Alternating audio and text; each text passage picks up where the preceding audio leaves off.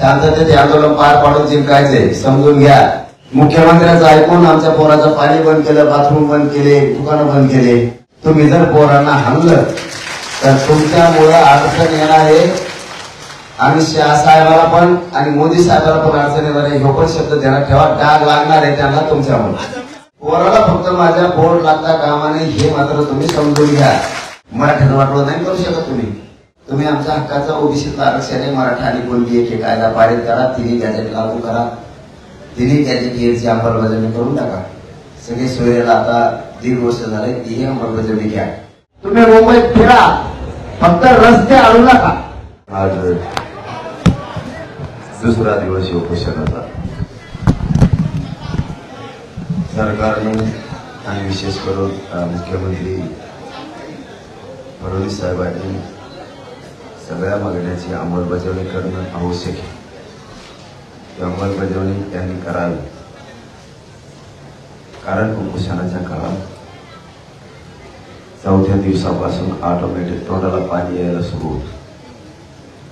आज दुसऱ्या दिवसापासूनच ती सुरू झाली, कारण अगोदरच 2 दिवसापासूनचा प्रवास आणि 2 दिवसापासूनचं उपोषी असणे, त्यामुळे शरीराला जास्तीचा परिणाम होतो। त्यामुळे आज उपोषणाचा दुसरा दिवस आहे।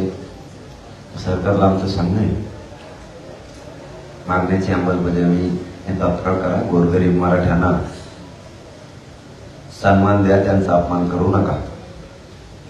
आम्ही तुमचे काही मंत्री म्हणते आम्ही एकाचं काढून एकाला देऊ शकत नाही, आम्ही त्यांचं काढून आम्हाला द्या म्हणत नाही। तुम्ही गैरसमज पसरवू नका। महाराष्ट्रात आमचं हे ते आम्हाला द्या म्हणतोय। त्यांचं काढून घेणं म्हणजे काय? ओबीसीला उदाहरणार्थ 32% आरक्षण आहे, त्यांच्यातलं 20% आम्ही काढून घेणं, मग त्याला काढून घेणं म्हणजे तर त्यांना 10% ठेवणं, याला काढून घेणं म्हणजे मंत्री संभ्रम निर्माण करते। आम्ही 32% ओबीसी आरक्षणातलं 20% मराठ्याला काढून द्या ओबीसीचं असं म्हणत नाही। 10% ओबीसी आरक्षण 32% ओबीसीला ठेवा असं आम्ही म्हणत नाही। आम्ही म्हणतोय आमच्या ज्या नोंदी आहेत त्या ओबीसी आरक्षणात आहेत, आम्ही ओबीसीतच आहेत। मराठा आणि कुणबी हा एकच आहे, हे आमचं म्हणणं आहे। हे सरकारनं समजून घ्या, संभ्रम निर्माण करू नका आणि राज्य अस्थिर करण्याचं काम मंत्र्यांकडून होऊ नये ही अपेक्षा आहे। तुमचा दुसरा प्रश्न होता की पोरांच्या बाबतीचा। पोरांना माझी सगळ्या विनंती आहे, तुमच्या गाड्या पोलिसांनी दिलेल्या पार्किंग मध्ये लावा। पोलिसांना कोण बोंबल तर कशाला? पत्रकार परिषद चालली तरी बोंबलतोय, तो तेवढ्यालाच आलेला का? फक्त काय करायचं काय नाही करायचं याचे पक्षाने पाठवलेले असते, त्यांना काय देणं घेणं नाही, काय सांगितलंय काय करायचं। माणसं बोलत असले तरी पण त्यांनी काय सांगितलं हे ऐकून लोकांना सांगायचं नाही, फक्त तिथं जाऊन आरडायचं।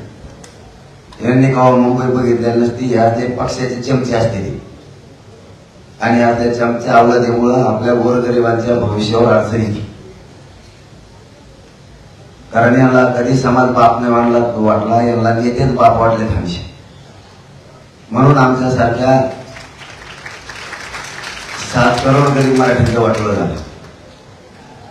आम्हाला आरक्षण पाहिजे, राजकारण नाही करायचं आणि मुख्यमंत्र्याला नेमकं राजकारण करायचे, आरक्षण द्यायचं नाही। ज्या ज्या स्पॉटवर पोर असतील त्यांना विनंती आहे, संयम धरा, वाट बघू आपण, शांत राहा, आपण वाट बघू। रस्ते तुम्ही रस्त्याला गाड्या लावण्याऐवजी त्यांनी सरकारनं आणि पोलिसांनी दिलेल्या मैदानावर लावा, माझी विनंती आहे तुम्हाला। आता सगळ्या मुंबईत मराठी झाले. काय मुंबईत त्यांनी बघू नये येऊ नये का? ते काय वाईट करणार नाही, शब्द आहे माझा. आणि पोरांना सांगणार अजिबात वाईट करायचं नाही. आता सगळ्या मुंबईत मराठी पसरले. फक्त वाहन सुरक्षित लावा, पोरांना माझं सांगणं आहे. मला वाटतं त्या बीपीटी का काहीतरी मस्जिद बंदर जवळ तिथलं एक ग्राउंड आहे, त्या ग्राउंडला लावा. इथून 3 किलोमीटर ते ग्राउंड आहे. त्याच्यानंतर कॉटन ग्रीन म्हणून आहे शिवडीला, 2-4 किलोमीटर वर आहे. इथून काही येऊ शकता, जाऊ शकता, रेल्वेने येऊ शकता, तिथं लावा. ए शेड म्हणून खूप मोठी पार्किंग आहे शिवडीला, तिथं पण लावा. तुम्ही जर गाड्या व्यवस्थित तुमच्या सुरक्षित लावल्या ना, तुम्ही जरी आझाद मैदानला आले किंवा इकडं तिकडं बाप्पाच्या पाय पडून आले किंवा इकडं तिकडं फिरून आले, तर तुम्हाला पुन्हा तुमच्या गाडीपाशी जाऊन जेवण करता येईल, पाणी पिता येईल. पाऊस आला तर तुम्हाला तुमच्या गाडीत झोपता येईल. म्हणून ह्या गोष्टी समजून घ्या. तुमच्या गाड्या पार्किंगला लावा. आणि इथून वाशीचं मैदान जास्तीत जास्त 20-22 किलोमीटरवर आहे फक्त. तिथं काही गाड्या लावा. आणि रेल्वेनं 5 रुपये घेते आझाद मैदानला यायला. आझाद मैदानावर तुम्ही 1-2-3 मिनिटात चालत येता. त्यामुळं काही जणांनी तिकडं वाशी मार्केटला गाड्या लावा आणि तिथं सगळं व्यवस्थित होत आहे.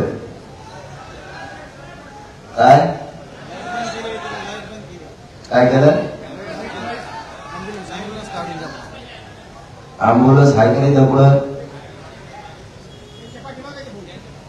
तुमच्या पाठीमागे ना पुढं तिथं पुढं उचलून न्या ना.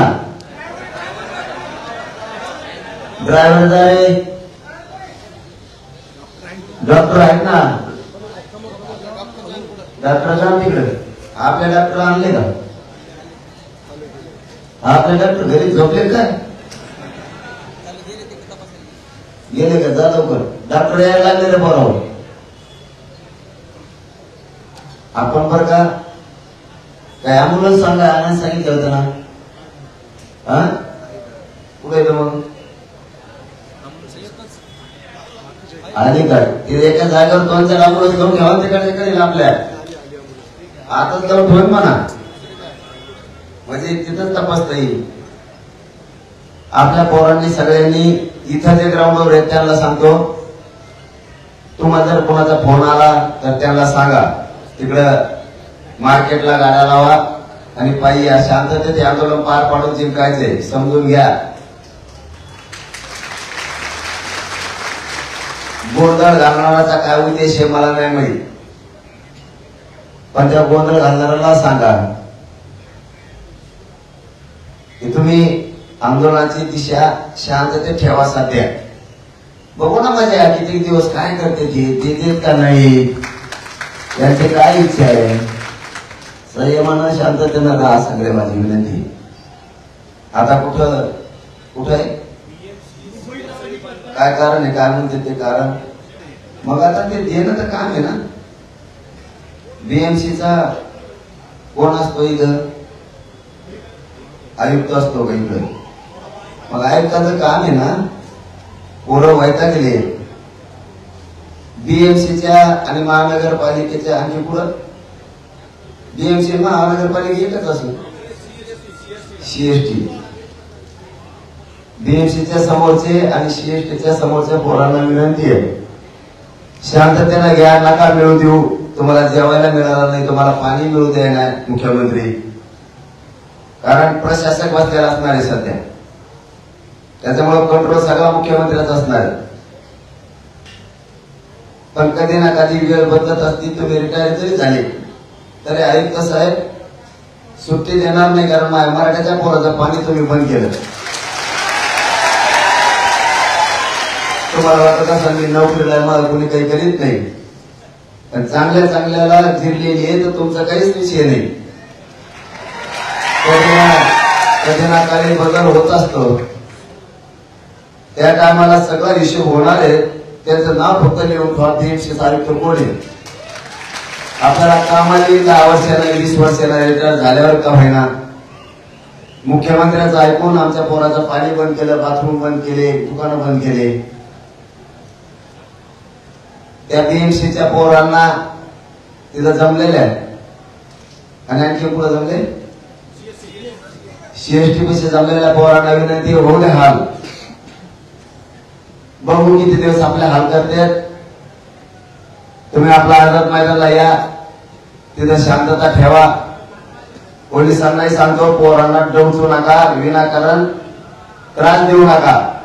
कारण पोरं तुमच्या सरकारनं मुख्यमंत्र्यांना पाणी जेवण म्हणजे का तुमच्या पदरचे नाही. तुम्ही हॉटेल बंद करायला लावले, बाथरूम बंद करायला लावले म्हणून ते पोरं वैतागलेत असं मला पत्रकार बांधवांनी सांगितलं. मला तर काय माहित नाही. विविध कार्यक्रमांसाठी 2000 चौरस फुटाचा AC बँकवेट हॉल, हॉटेल चित्रा एक्झिक्युटिव्ह, लग्न समारंभ, रिसेप्शन, वाढदिवस, सेमिनार तसेच विविध बैठकींसाठी उपयुक्त असा सोलापूर शहराच्या मध्यवर्ती अशा सम्राट चौकातील हॉटेल चित्रा एक्झिक्युटिव्ह मध्ये. पत्ता 195 बुधवार पेठ, सम्राट चौक, चिडगुप्कर हॉस्पिटल समोर, सोलापूर. संपर्क 8956 03 31 00 आणि 8956 03 31 01.